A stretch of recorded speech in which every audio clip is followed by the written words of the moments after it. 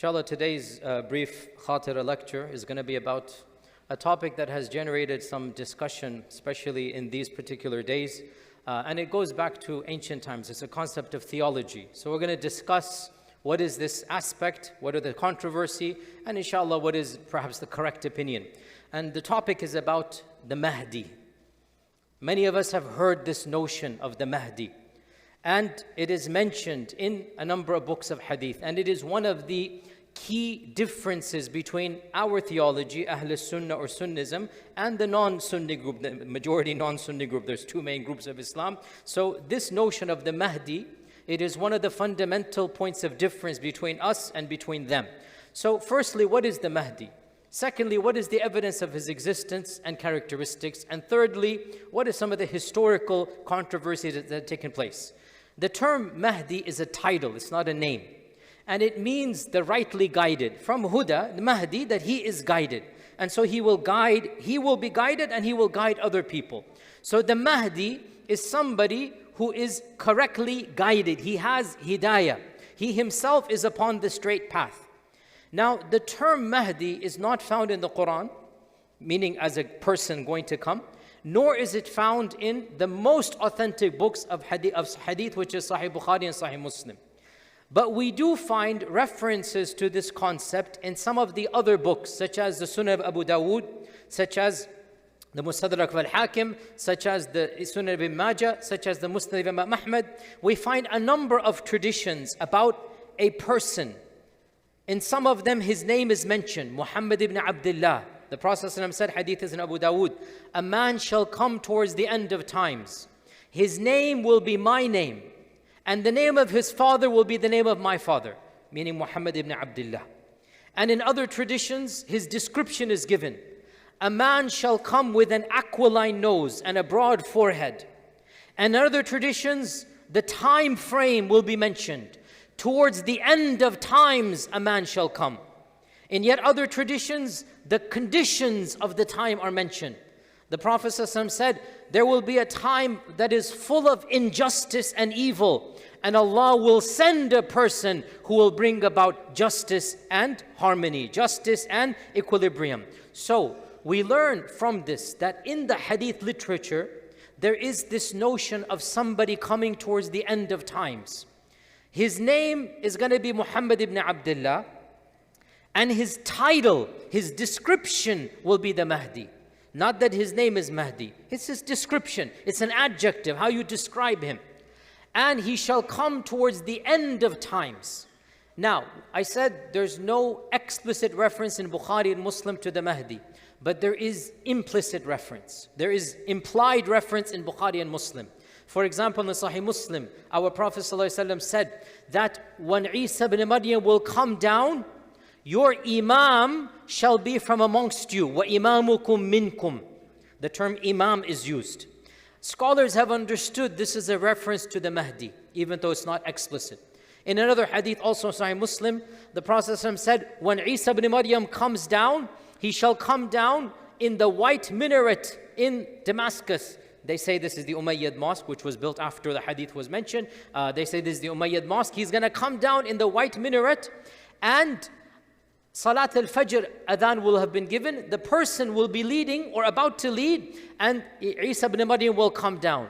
The person leading will say to Isa, you come. And Isa will say, no, this is for you, not for me. Now, there's no name given of the Mahdi, but our scholars say this is a reference to the Mahdi. Our scholars say this is a reference to the Mahdi.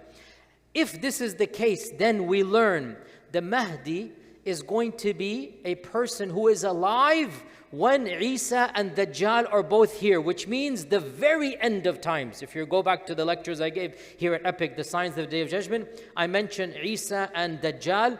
They are of the major signs right before the trumpet is blown. This is at the very end of times.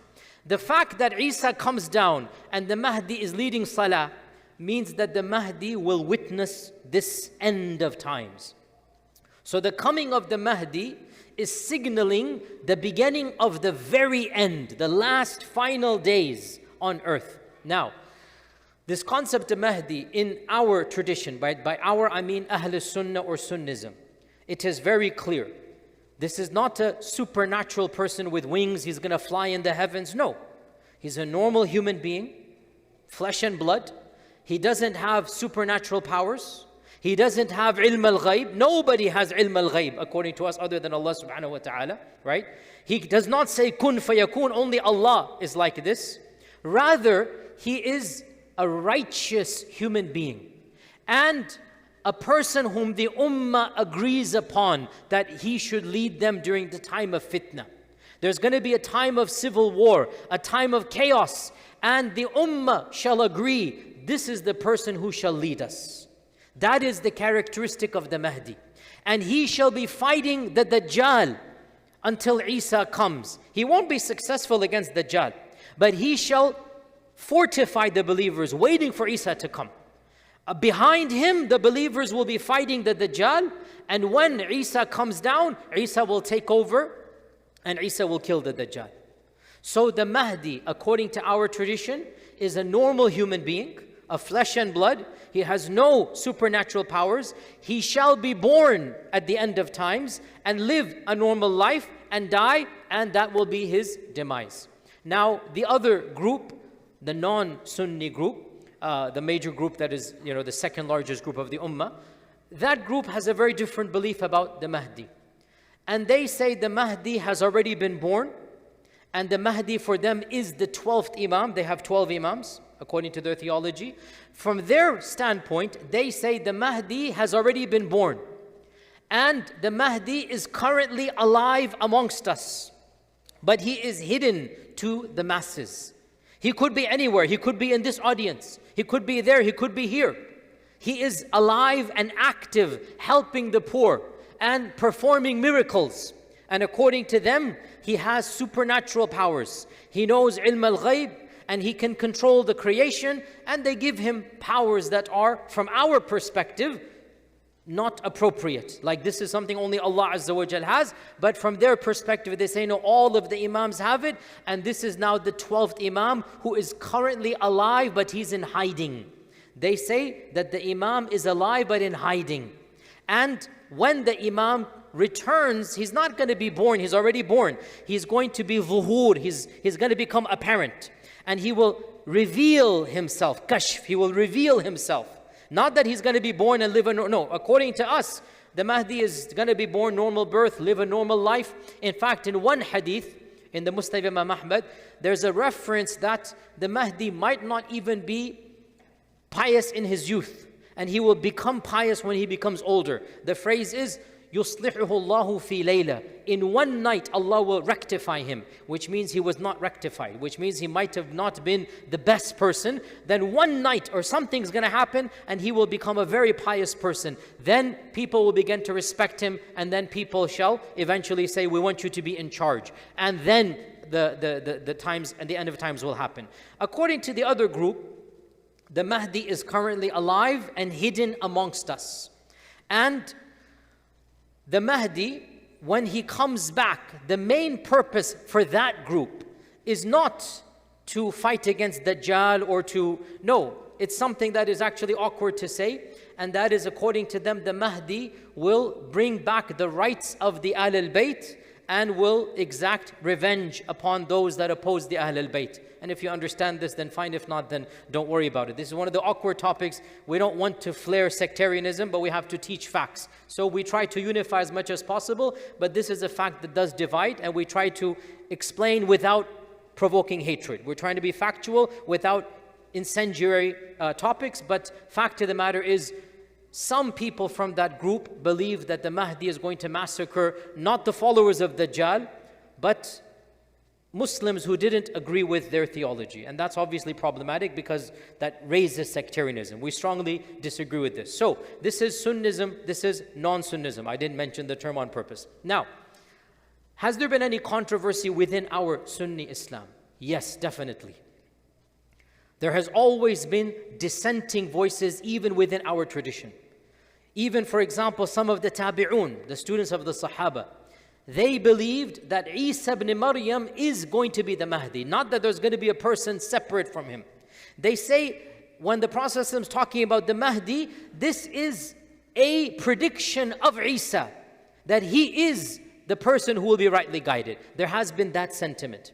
Also, in our own tradition, the founder of the Abbasid Empire, what is his name? Who can tell me? The founder of the Abbasids. The founder, don't Google now, Yashua. Quit Googling. No, that's the main fighter, Abu Ja'far al-Mansur. Abu Ja'far al-Mansur is the founder of the Abbasids.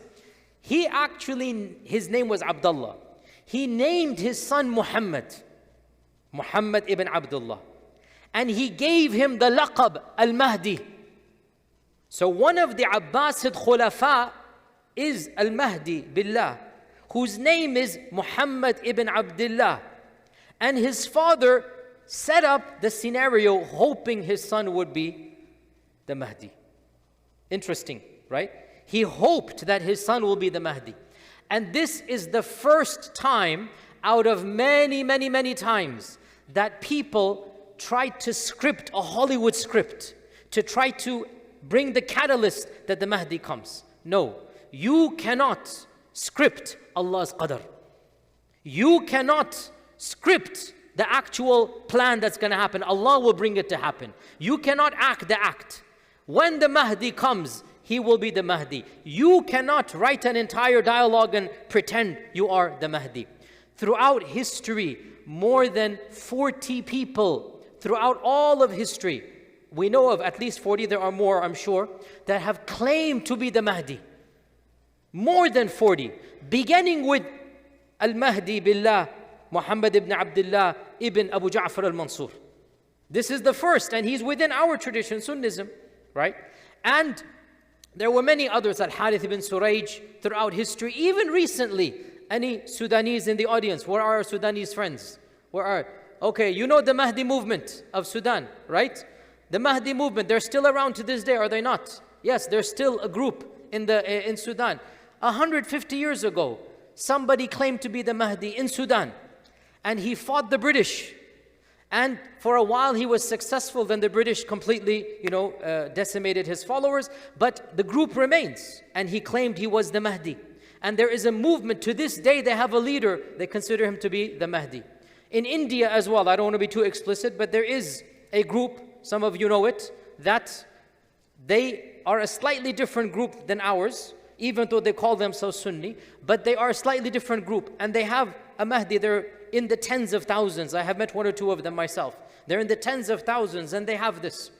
And in Iran, there came a fad 200 years ago. Multiple people claimed to be the Mahdi. And one of them founded the Baha'i movement. The Baha'i firqa. Its founder was a Muslim who claimed to be the Mahdi. And then he founded and broke away. And another group called the Babis, if you know them, it's also from within that time frame. He also said he's the Mahdi. And then what happened. In 1979, I have given multiple lectures about this, right? A person claimed to be the Mahdi in Arabia, in Saudi Arabia.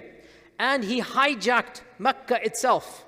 Some of you who are above the age of 45, 50, you remember this. And I have given multiple lectures because I have interviewed dozens of people. I was too young to remember the incident, but by the time I went to study in the University of Medina, many of my teachers were undergraduates when this movement was active. So I interviewed myself multiple people who were aware of this movement, some of whom followed it for a while and then left the movement. So I interviewed myself eyewitnesses, people who were in the house of this person and discussing plans and whatnot. I have lots of information. Maybe one day I'll give more lectures because some of it is very sensitive. But in 1979, a person by the name of Muhammad ibn Abdullah al-Qahtani claimed to be the Mahdi.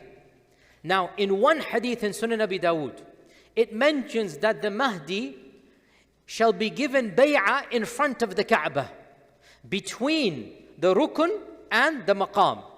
That the Mahdi will take the bay'ah between the rukun and the maqam, i.e. between when it says rukun over here, it means the Hajar Aswad, and the maqam, it means the maqam Ibrahim. So between the maqam Ibrahim and the door of the Kaaba, basically, the Mahdi will be given the oath of allegiance. This is in a hadith in Abu Dawood. Okay? In a hadith in Sahih Bukhari, it mentions that Not by name, because remember, Bukhari and Muslim don't mention the Mahdi by name. But it mentions one of the signs at the end of times is that a righteous man shall flee to Mecca, and the armies will be sent against him to kill him. And Allah Azza wa Jal will cause the earth to open up and destroy all the armies, and the man shall be protected. Now, our scholars say, this is the Mahdi. The hadith does not say Mahdi, but who else can it be? And this is the predominant position, that one of the signs of the Mahdi is that the people will choose him as a leader. The actual leaders will not like the guy, so the actual leaders will want to kill him. He's going to flee for his life to Mecca. He doesn't have an army. The armies of the Muslim kings, they're going to be, in Sahih Muslim it says, 3 sons of a king are going to fight for power, and the Kaaba is going to be center. So these are all predictions towards the end of the times. If you don't know, 4 years ago when I moved here, I gave a whole long series about the signs of the Day of Judgment. You can listen, right here in Epic, you can listen to that. And I went over all of these signs. So in Sahih Bukhari, it mentions that the earth shall open up and Allah will destroy the armies that are sent against the righteous man. The righteous man, who can he be other than the Mahdi? So in 1979, somebody compiled all of these ahadith and wrote a Hollywood drama. Astaghfirullah, this person mentally deranged. He said, let me hold the Kaaba hostage and let me do all of these ahadith, and Allah Azza wa Jal will send His hidden army and the earth will swallow up the army of this government and I will be safe. And so if you know what happened on the 1st of Muharram in 1400 Hijri, auspicious new day, 1st of Muharram 1400, he locked up all of the doors of the Kaaba. He took his 550 people with armed machine guns hidden and whatnot, and they held the Kaaba hostage. They held the Imam of the Haram hostage. They took the microphone and they announced the Mahdi had come. There's actual video recordings and audio recordings on YouTube in Arabic. Very poor quality, but actual audio recordings. You can listen to them speaking if you listen very carefully, because it's poor recording. And the man is quoting the hadith of Abu Dawood. The Prophet ﷺ said that the Mahdi will come and he will be given bay'ah between the rukn and the maqam. And here he is, and all of you come and give him bay'ah. You do not take a hadith and make a Hollywood drama out of it. It happens.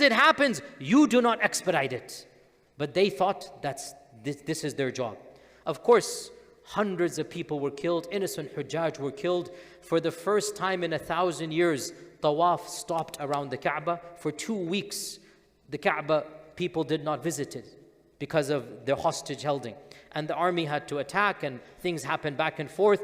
Inside the Kaaba, inside the Haram, machine guns fighting one another, people died, bloodshed, electrocution, chemical warfare. I've gone into detail in other lectures. This happened in 1979. Literally, when I was a child, I wasn't aware of it. I'm not saying it's not like generations ago. It happened in our own lifetimes. And of course, the supposed Mahdi was killed in this battle, and all of his followers were executed, that were captured alive. And clearly he wasn't the Mahdi. There was no earth swallowing up an army, whatnot. You don't play games with the Sharia. You don't put yourself, I am the Mahdi. It doesn't work that way. In fact, one of our scholars said, anybody who claims to be the Mahdi disqualifies himself from being the Mahdi. I repeat, anybody who claims he is the Mahdi disqualifies himself, because the Mahdi shall not claim it until the people give it to him when all of these miracles happen. So, to be very clear, there are many people now, especially on the internet, claiming to be the Mahdi. Any person who needs to send out tweets and YouTube videos, many of which are fake and AI and whatnot, any person who needs to talk about bizarre dreams, telling you he's the Mahdi, automatically disqualifies himself from being the Mahdi. I repeat, no person who claims to be the Mahdi is the Mahdi. The Mahdi shall not claim to be the Mahdi. The Mahdi will be a righteous person. He will run away from power, run away from fame. The people will love him. The people will respect him. The governments will want to kill him. He's going to run for his life to the Kaaba. Then when you see that miracle happen, then you know this is the Mahdi. Until that happens, no, we do not directly get involved. One final footnote here. Is it something that is completely unanimously agreed upon within our Sunni Islam? Response is no. The vast majority of ulama say yes, there is a concept called the Mahdi. But throughout history, there have always been some ulama, minority, but they have been there. Ibn Khaldun, for example, said all of the ahadith of the Mahdi, they are weak. And another scholar of the 70s, a great scholar, the chief judge of the state of Qatar, Abdullah al-Mahmoud, Sheikh Abdullah al-Mahmoud. He is actually one of the contemporaries of Sheikh bin Baz. He's a student of Muhammad ibn Ibrahim. He's coming from definitely the mainstream, hardcore Sunni tradition. He's not an outsider. He was a very core, defender of the idea there is no Mahdi in Sunni Islam. He said, and he's coming from Sunnism, that the concept of Mahdi is imported from the non-Sunni group into Sunnism, right? Interesting anecdote. He said this during the time of this incident in Mecca, and he was very public about this. These people are all wrong because there is no concept. And he said it in a public conference. In that conference were great scholars. Sheikh Al-Albani, if you know his name, Sheikh Yusuf Al-Qardawi, Sheikh Muhammad Al-Ghazali, if you know his name. All of these people were in that conference. Now Sheikh Abdullah Al-Mahmoud was senior to them in age. And he made a blunt statement. La Mahdiyyata fil Islam. This is something that has come from the non-Sunni group and infiltrated our Sunni books. All of the ahadith of the Mahdi, according to him, are weak and fabricated. Sheikh Al-Albani said, I want to have a debate with you. As a young man at the time, or middle-aged man. And in the room was Sheikh Yusuf Al-Qardawi and Sheikh Muhammad Al-Ghazali and others. Can you imagine this, And according to the people that were there, I'm just listening to them. According to the people that were there, Sheikh Abdullah was not convinced and he remained firm on his position. There is no such thing as the Mahdi. Now, interestingly enough, Sheikh Qardawi eventually adopted this position as well. And Sheikh Qardawi also said, I don't accept these hadith as being authentic, and this is something that is not something that we should believe in. Khair, that's their opinion. I respect their opinion. I'm telling you factually, the vast majority of our scholars, Ibn Hajar, Ash-Shawkani, in fact, great scholars of hadith, As-Sakhawi and others, they said these hadith are authentic. So the default position is that there is this notion of Mahdi. However, in our tradition, the Mahdi does not form a major basis of our theology. It's in the footnotes, it's there. As for the non-Sunni group, the belief in the Mahdi is of course central. It is the pillar of their theology, and for us it is something incidental, so much so, even if somebody denies it and says the hadith are not authentic, he's still within Sunnism. We've had people that have said this, that this concept is not authentic for our traditions, he's still within Sunnism. In any case, I wanted to conclude on the key point here, because there's a lot of confusion and people are saying this. Listen to me carefully. What did I tell you? If somebody claims he's the Mahdi, he cannot be the Mahdi. So understand this point here. I actually believe there is somebody going to come called the Mahdi, right? But anybody who claims this right now is a liar. We will only know the Mahdi. When will we know? When the signs come. And what is the main sign? That Allah subhanahu wa ta'ala will miraculously defend the Mahdi in the haram itself.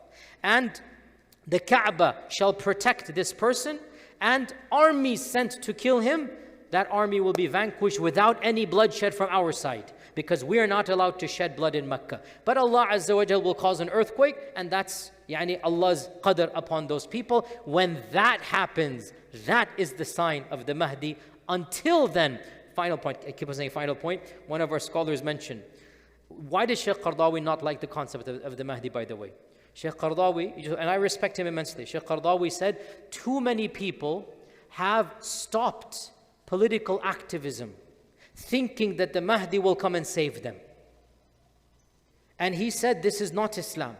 Even if there is the Mahdi or not, you don't just sit back and say, we're going to do nothing. You must try your best to bring about a better world. You must try to bring about better society. And when the Mahdi comes, good. But until the Mahdi comes, we all have work to do. And we cannot use the concept of the Mahdi to become immobilized, to become lazy. If the Mahdi comes, when the Mahdi comes, good for us. Actually, we don't want to be there when he does come. We hope and pray we don't see that day, right? But regardless of that belief, we still have an obligation to form a better society and to bring about as much peace and justice as we can. And with that, inshallah, I hope there was some benefit in these comments. I will continue next week. Jazakumullah khair. Assalamu alaikum wa rahmatullahi wa barakatuh. إن المسلمين والمسلمات والمؤمنين والمؤمنات والقانتين والقانتات والصادقين والصادقات والصابرين والصابرات والخاشعين والخاشعات والمتصدقين والمتصدقات والصائمين والصائمات والحافظين فروجهم والحافظات والذاكرين الله كثيرا والذاكرات أعد الله لهم مغفرة وأجرا عظيما.